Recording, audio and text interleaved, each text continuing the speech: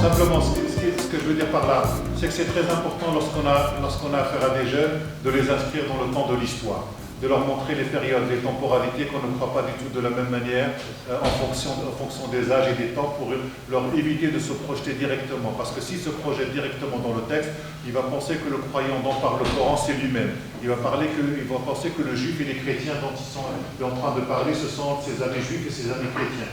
Donc il s'agit d'abord de saisir une société, de saisir une manière de croire, et ensuite de voir comment les mots eux-mêmes vont changer et ils vont recevoir de nouvelles significations. C'est ce qu'on appelle une tradition. Et qu'une tradition, ce n'est pas une reproduction du passé. Une tradition, c'est prendre en charge ce que les hommes ont pu élaborer pendant des siècles et apporter sa couche. On n'est pas dans une société de l'écriture. On est dans une société de l'oralité. Donc, c'est l'idée de réciter. C'est très important de ramener les mots. Ça ne veut pas pourtant dire que le mot, aujourd'hui, Iqra ne peut pas signifier lit. Mais on a besoin de montrer, aux enfants qu'à un moment il va signifier ça et à un autre moment il va aussi signifier ça. Amis de M, bonjour et bienvenue à cette deuxième journée de ce colloque qui se tient ici à l'UQAM sous le thème du bon vivre ensemble. Et nous avons le grand plaisir de rencontrer Rachid Benzine qui est un éminent chercheur et islamologue reconnu. Alors je vais faire une petite présentation telle que c'était sur le catalogue de l'événement. Alors c'est Rachid, vous êtes islamologue, chercheur associé à l'Observatoire du religieux. Vous enseignez à l'Institut d'études politiques d'Aix-en-Provence ainsi qu'à l'Université catholique de Louvain. Vous faites partie de cette nouvelle génération d'intellectuels qui donne à l'islam un nouveau souffle. Vous prenez un travail critique et ouvert sur le Coran. Et donc voilà, j'aimerais savoir donc à travers votre expérience quel était donc l'objet de votre contribution à ce colloque. Tout d'abord, j'ai eu deux contributions. La première contribution, c'était sur la transmission, comment transmettre à des jeunes un certain nombre de choses, notamment d'un point de vue religieux. Et j'avais essayé de dire que la situation de la transmission est quelque chose qui n'est pas facile parce qu'il y a des ruptures et que même les instances d'autorité religieuse aujourd'hui en islam posent problème parce qu'elles sont concurrencées à travers les réseaux sociaux, à travers un certain nombre de prédicateurs. Donc on a un changement de paradigme et le religieux aujourd'hui sert de refuge identitaire pour beaucoup de gens. Donc il remplit une fonction identitaire, ce qu'il n'avait pas, elle n'était pas aussi forte qu'avant. Il remplit une source d'espérance pour beaucoup de croyants et de musulmans qui prient chaque jour. Mais malheureusement aujourd'hui sur le plan international, il remplit aussi une fonction politique pour certains qui passent parfois même vis-à-vis de la violence. Ça c'était ma première contribution.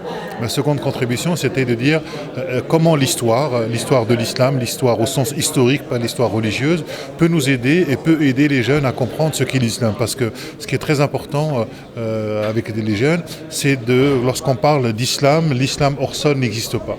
L'islam se situe toujours dans une histoire.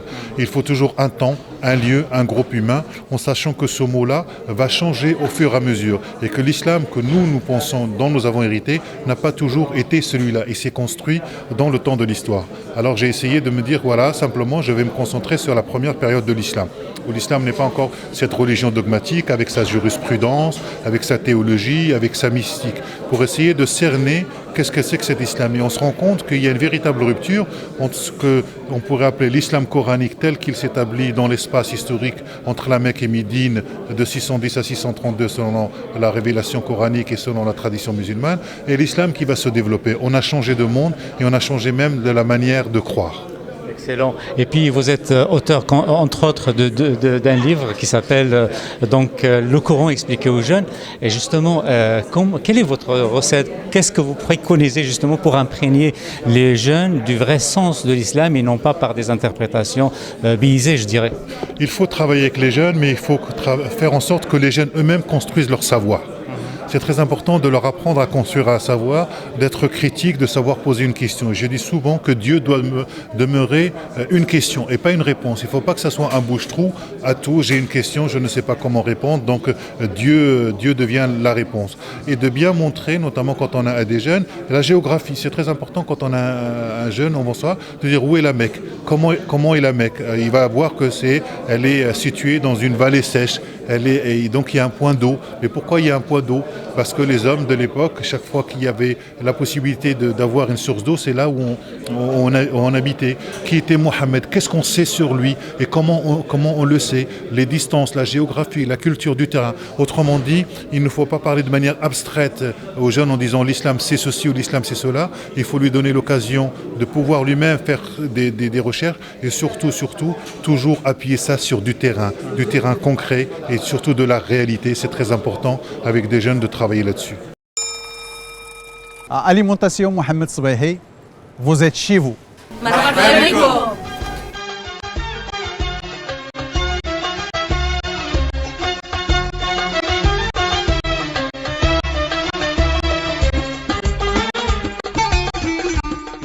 Justement maintenant avec ce contexte-là très terrible que vit la France et un peu partout dans le monde, les jeunes ne sont-ils pas en péril? Est-ce qu'ils ne sont pas en perte de repères?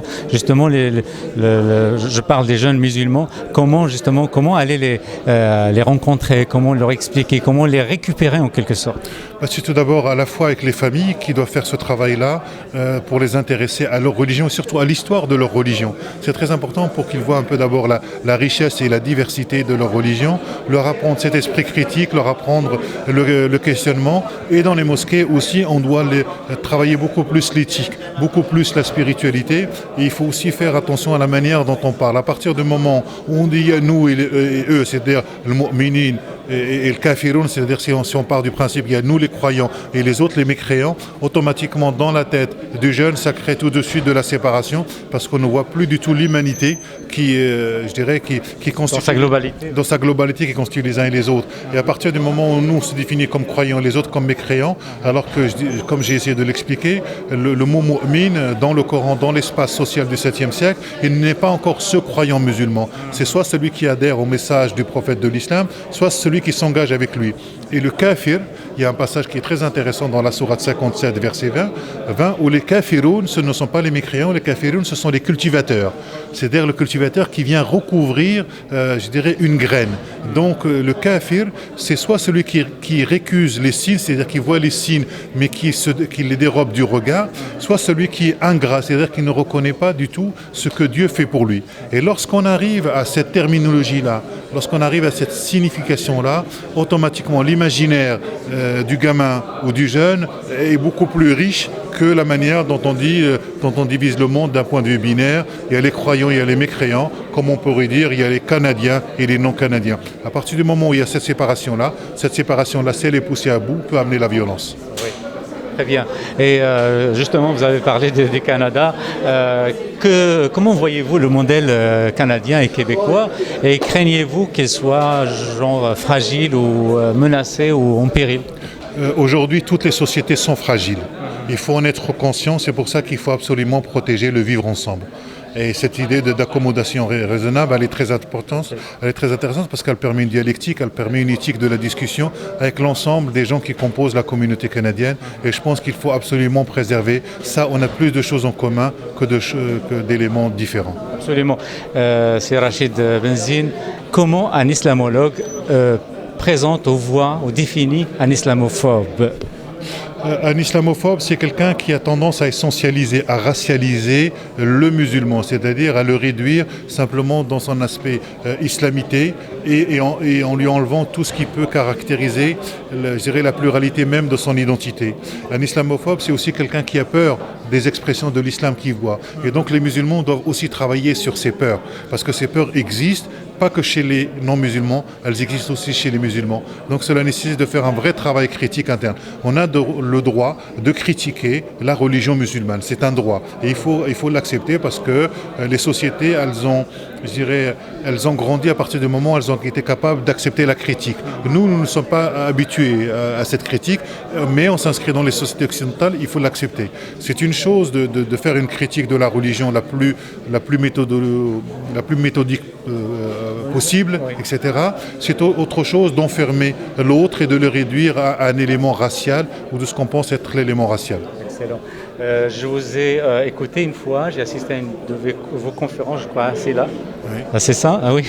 J'étais très impressionné. Et donc ça nous ramène au Maroc. Que pensez-vous du modèle marocain? Est-il, je dirais pas parfait, mais est-il exportable? Est-il à perfectionner? Qu'en pensez-vous? Je ne suis pas sûr que le modèle marocain soit exportable parce qu'il d'abord il est issu de la culture marocaine, de l'histoire marocaine. Et que le Maroc doit aussi davantage travailler sur ses racines. Il ne travaille pas suffisamment sur ses racines africaines, sur ses racines juives, etc. Et c'est très important quand on est marocain de bien connaître son histoire. L'histoire, la présence romaine, la présence juive, la présence chrétienne, la présence musulmane, qui sont autant de richesses. Et il ne faut en occulter aucune, c'est fondamental parce que celui qui n'a pas de mémoire n'a pas accès à son passé et n'a pas d'histoire. C'est très important, je dis souvent, faute d'histoire, on se raconte des histoires et ça finit par faire des histoires. Et c'est important de connaître sa propre histoire. Quelqu'un qui sait d'où il vient, il saura absolument où il va. Excellent. C'est Rachid Benzine, je te remercie infiniment et c'est apprécié d'avoir enrichi ce colloque. Merci. Et puis on reste avec d'autres témoignages, toujours dans le cadre de ce colloque sur le bon vivre ensemble ici à l'UQAM.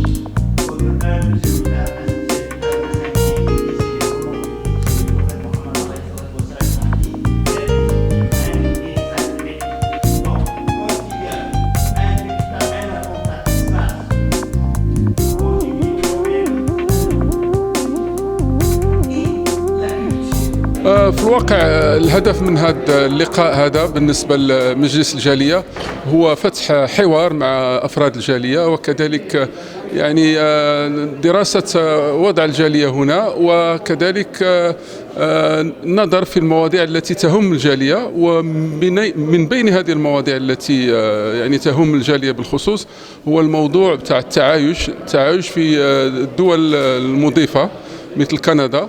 فيعني هدف المجلس هو في الواقع المساعدة على دمج المغاربة هنا وتقديم المساعدات التي ممكن يكونوا في حاجة إليها لكي يتم الإدماج بطريقة سلسة وبدون مشاكل.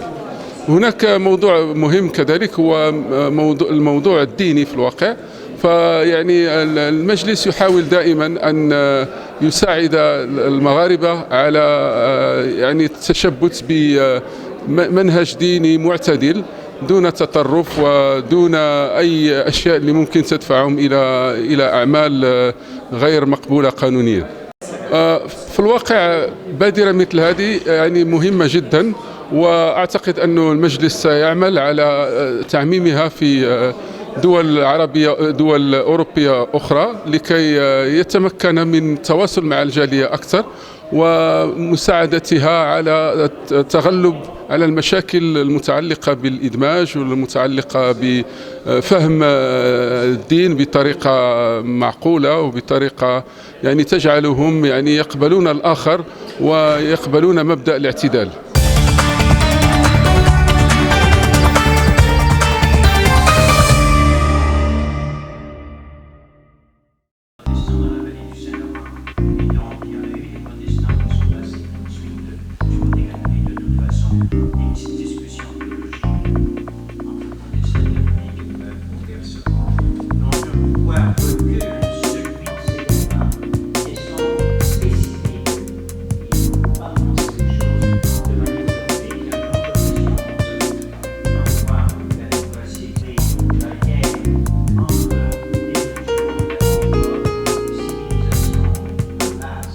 Je n'ai que des félicitations à faire aux organisateurs de la séance de ce matin et du colloque en général, car ça m'a donné le plus grand espoir que je n'ai jamais pu avoir quant à gagner sur le mauvais. Il y a deux forces dans le monde, le mauvais et le bon. Et je vois aujourd'hui que, en tant que parents, les musulmans et les juifs et les chrétiens ont le même message. Nous voulons gagner sur le mauvais.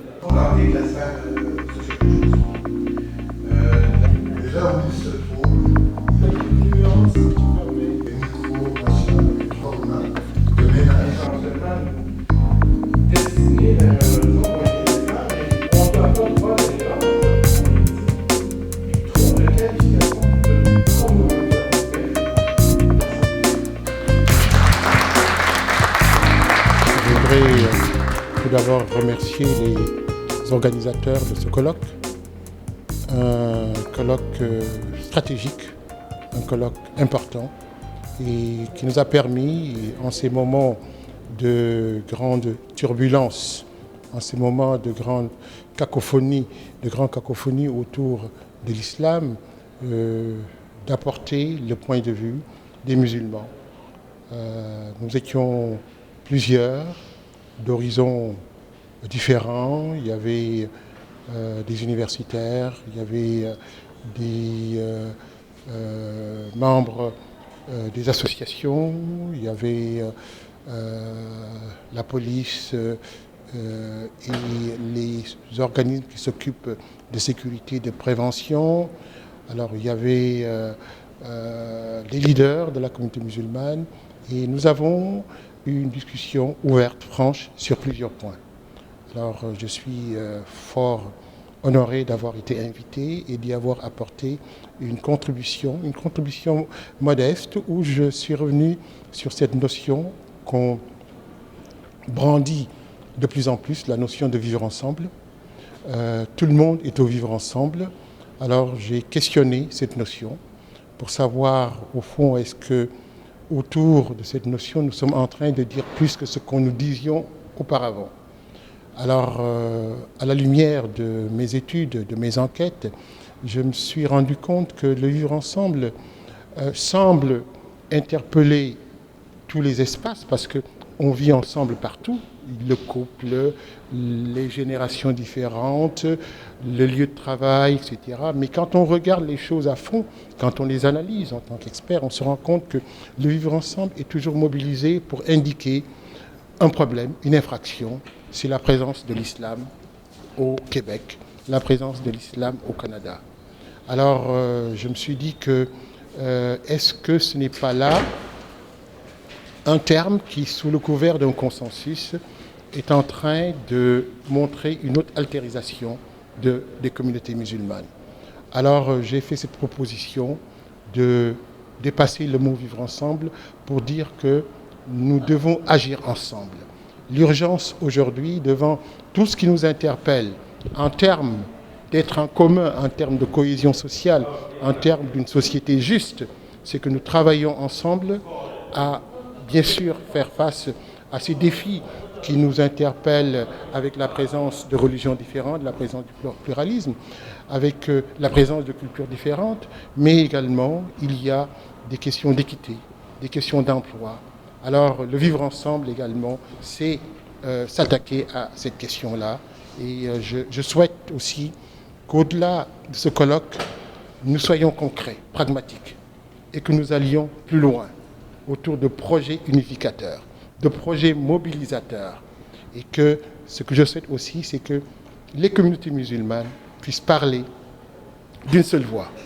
Et que cette fragmentation des communautés, cette fragmentation des leaders, chacun allant de son côté, chacun voulant se positionner pour des raisons, soit des raisons d'origine, des raisons de pays, des positionnements politiques. Je pense qu'au-delà de tout ça, il y a aujourd'hui un enjeu qui est un enjeu commun qui doit nous amener à nous mobiliser pour le Québec, pour l'islam et surtout pour l'avenir de nos enfants.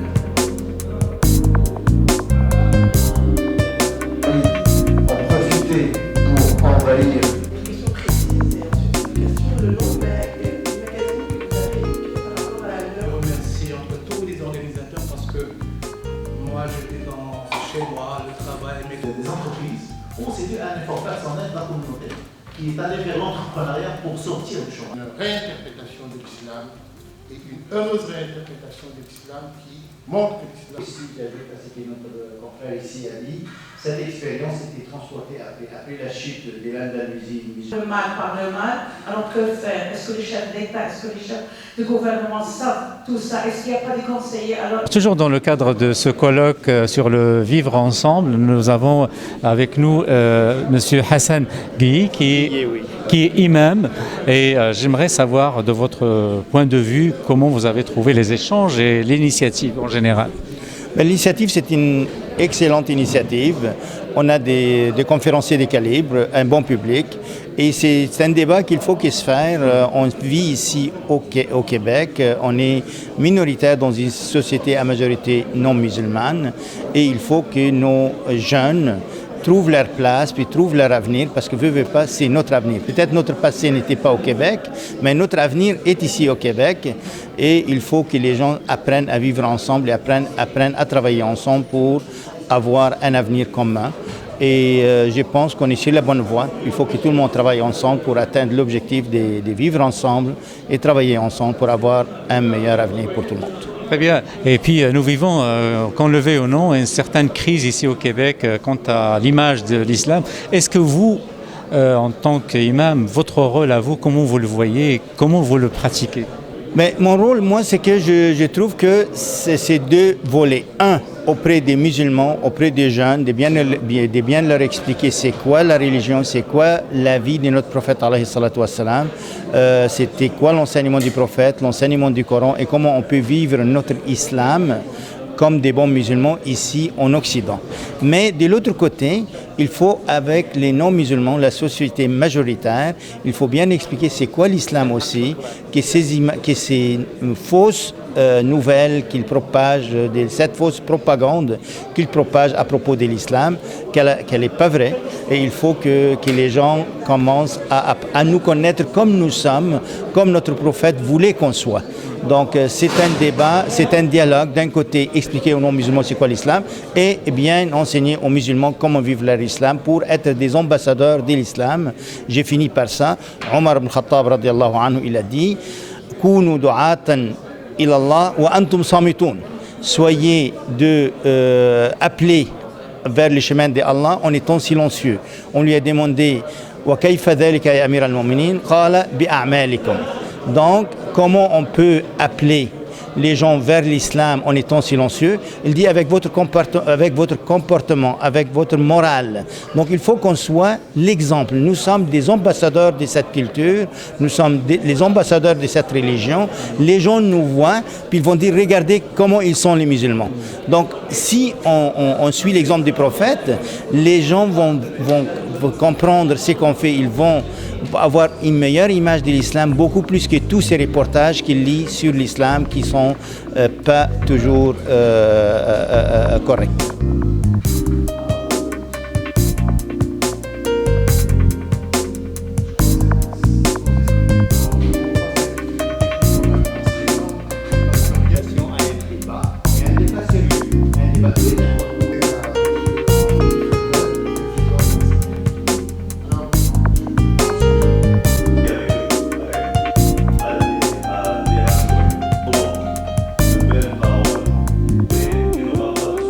Et à présent, on a donc avec nous M.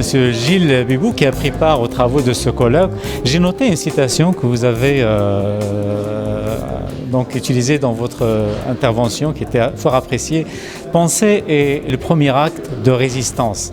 Alors justement, à partir de cette citation, comment vous pouvez nous résumer votre message aujourd'hui?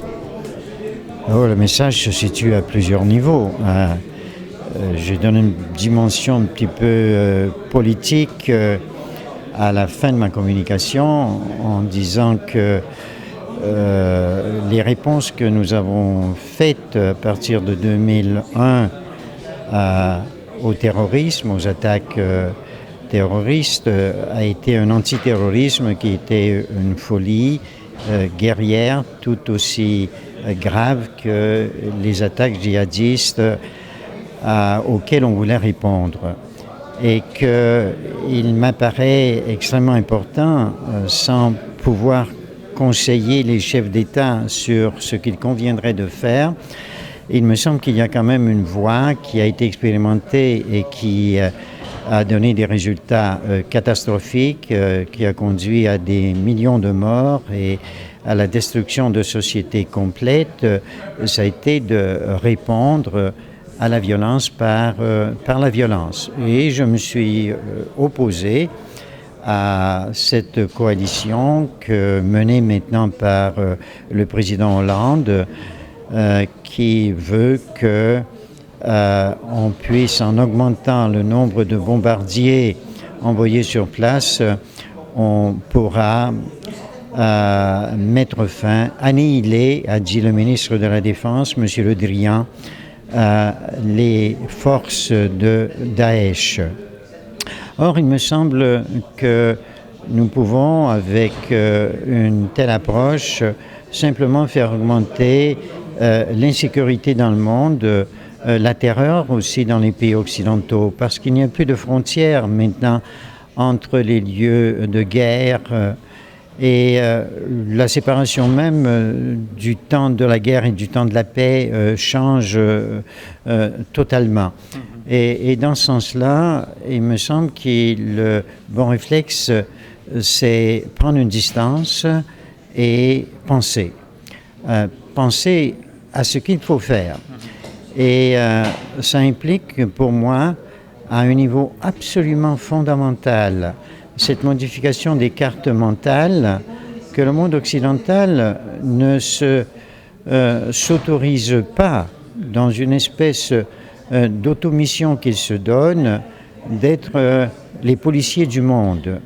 Et penser qu'il nous appartient, dans une réponse de type très très colonial, d'essayer de régler les conflits un petit peu partout à travers notre surpuissance militaire, surpuissance des armes. Et nous avons à nous questionner là-dessus et je crois à faire ces modifications intellectuelles, celle de la pensée. Il y va, je crois, d'une reconfiguration de nos cartes mentales, d'abord et avant tout, être capable d'avoir des politiques extérieures qui sont davantage respectueuses des autres versions de l'humanité, respectueuses des autres religions, et à l'intérieur de nos pays, et particulièrement la France, qui a 7 à 8% de sa population qui est musulmane, et je peux dire en passant que 70% des personnes emprisonnées qu'on trouve dans les prisons de France appartiennent précisément à ce monde-là. Et il y a des questions à se poser sur les banlieues dont se fait la radicalisation et où partent tant de jeunes qui sont séduits par les messages de changement qui sont proposés. Alors, il y a un travail à l'intérieur des pays qui doivent se faire. Je crois que M. Hollande devrait s'y attaquer sérieusement, puisque les gouvernements précédents ne semblent pas avoir compris le message de 2005 avec la révolte des banlieues. En quelque sorte, penser, c'est ne pas reprendre de manière stéréotypée les réponses qui ont été données dans le passé, et nous le savons, qui ont conduit à la destruction absolument catastrophique de pays entiers et qui font qu'aujourd'hui, le pourrissement du Proche-Orient, les pays en plein effort de réorganisation, mais à quel prix? Des millions de personnes qu'on a jetées dans des camps, qui fuient la violence, et également une radicalisation incroyable de cette jeunesse, puisque ces peuples sont jeunes. Les proportions, c'est plus de 25% qui ont moins de 25 ans. Alors, c'est des jeunes qui sont prêts à vouloir changer les choses et peut-être pas toujours avec des moyens pacifiques. Donc penser, c'est faire une bonne lecture de notre situation. Et je ne suis incapable de dire exactement dans quelle direction il faudra aller. Je sais, il me semble, qu'il y a une réponse qui a été expérimentée qui n'a rien donné. Il faut donc autre chose. Et ça va être du dialogue, ça va être de la rencontre, c'est la diplomatie. Récemment, j'écrivais un petit texte sur choisissons Sun Tzu plutôt que Clausewitz. Sun Tzu était un général chinois qui a dit l'art de la guerre, c'est de battre l'ennemi sans avoir à le combattre. C'est de la diplomatie. Et si nous l'opposons à Clausewitz, ce général prussien qui semble être celui que lisent les grands stratèges et conseillers militaires des Américains et des Français à ce moment-ci, c'est la bataille doit conduire à annihiler l'ennemi, le faire disparaître complètement. Or, je crois qu'il faudrait réfléchir différemment, et c'est ce que j'ai essayé de dire ici. Monsieur Gilles Bibou, merci beaucoup pour votre générosité, parce que c'était plus qu'un résumé, c'est bien. Ça va comme partager votre idée, vos idées, votre belle analyse très pertinente avec nos web spectateurs. Et puis sur ce, donc on va clôturer notre couverture de ce colloque très intéressant qui a eu lieu ici les 21 et 22 novembre ici à l'UQAM. C'est un colloque, je le rappelle, qui était organisé par l'Institut musulman de Montréal et le Conseil de la communauté marocaine à l'étranger. Merci de votre attention et à bientôt.